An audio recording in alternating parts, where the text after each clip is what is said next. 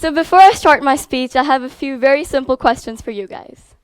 Can you please raise your hand if you're currently enrolled in the IB or you are parenting a child enrolled in the IB?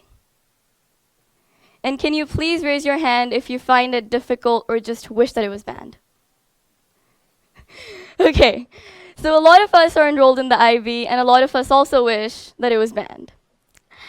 So not to worry, you're in the right place because I'm going to be telling you how to escape the horrors of high school. But you know what? This high school program that we're enrolled in, called the International Baccalaureate, would you believe that all these prestigious universities, institutes, and rankings, they call it the best high school diploma in the world? And yet, all of us sitting over here just said that it's so difficult, and some of us even wish that it was banned. So are all of these PhD and master's graduates working on the IB, do they not realize that it is so difficult for us? Do all these studies and statistics which prove that IB is amazing, are they useless? Or are we the ones missing out on something? Let's take a minute to think about that. Are we actually just not doing it right, maybe? But you know what? First, I have to admit something today. I really, really like math. I mean, you do this long 3-page equation, and at the end, you get this answer. I just find that so, so cool. But you know what? I also have to admit something else. I really, really like art. I mean, drawing, creating, painting, it's just so much fun. So when it came to choosing my IB subjects, I was obviously going to go for HL Math and HL Art. But then I checked university requirements and I talked to people and I found like a huge surprise that math and art don't really go very well together. I mean, I thought that was like taking an aircon to Antarctica, which would not be very useful. And I didn't want to be a person who does that. So instead I thought, how about HL Physics and HL Math? And God, that sounded just so perfect. HL Physics and HL Math, it was just going to be like the perfect combination that any university would just absolutely love. And guys, over here, I made my very first mistake of the IB. Now, how would you define a perfect subject combination? If IB really thought that there was something such as a perfect subject combination, then they would have created sets for us to choose from. But they haven't. Because that didn't occur to them, because they're not as smart as I am, or maybe because there's no such thing as a perfect subject combination. And then I thought that, am I the only one who made this mistake of going for perfection and not choosing something that I actually really liked? So then I conducted a survey for overseas family school students. And guys, let me tell you, I was really, really surprised when I saw the results of it.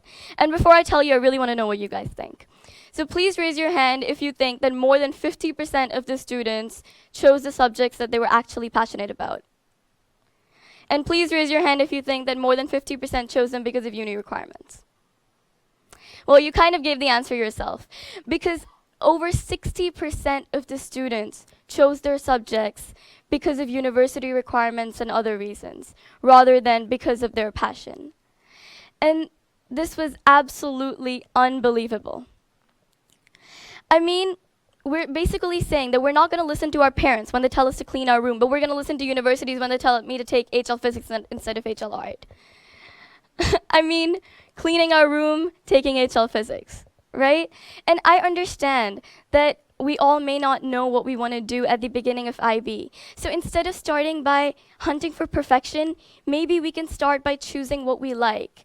And this way, we will actually get somewhere that we are meant to be.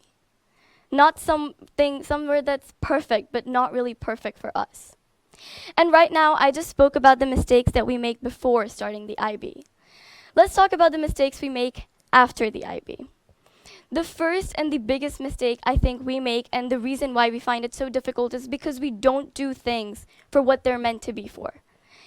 My first example is CAS. For those of you who don't know what CAS is, these are extracurricular activities, which, let me quote the IB, are meant to provide a counterbalance to the rigorous studies.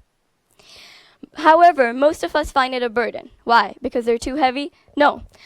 Because we use them for all sorts of reasons apart from providing a counterbalance to the rigorous studies. The first reason why we don't like CAS is because we do it just because we have to do it. For example, a friend of mine put skateboarding as his activity. Now, please tell me that when in life, or who in life would give you credit for going to the skate park every week? Literally no one apart from the IB. And then I thought that why is it that we don't understand how much fun and how many opportunities are there for us in CAS? So again, I did a survey. And from the survey results, I found that 45% of us do the CAS not because we actually like the activities, but because we want to put them in our personal statement. And let me tell you a real example of that. So, when 3 weeks ago I got chosen for TED, and I was so excited to tell my friends that, oh my God, I got chosen to speak at TED. And I thought that they were going to be like, that's so cool, it's so interesting. And guess what the first thing my friend said was, oh my God, that is going to look so good on your personal statement.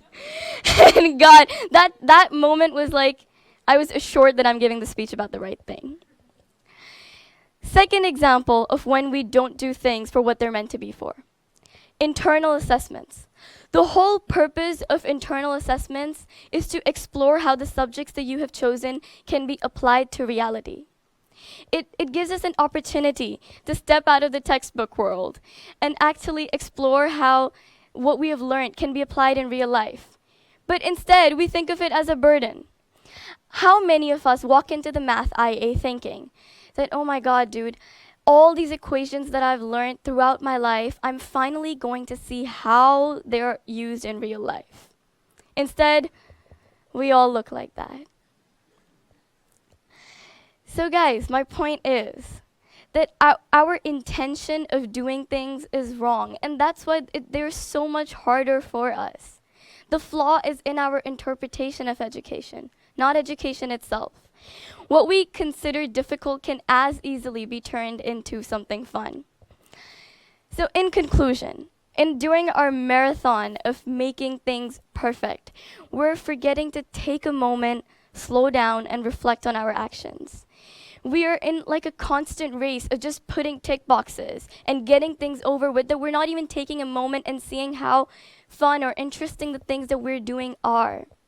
And I understand that in this roller coaster of a ride where things are due every single day, it's really, really difficult to do that.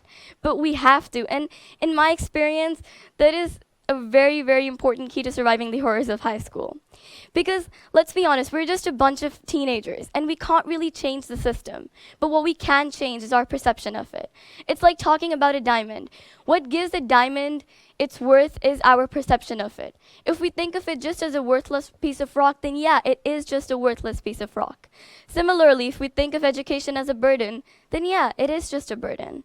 So the next time you walk into your math class, I want you looking something more like that.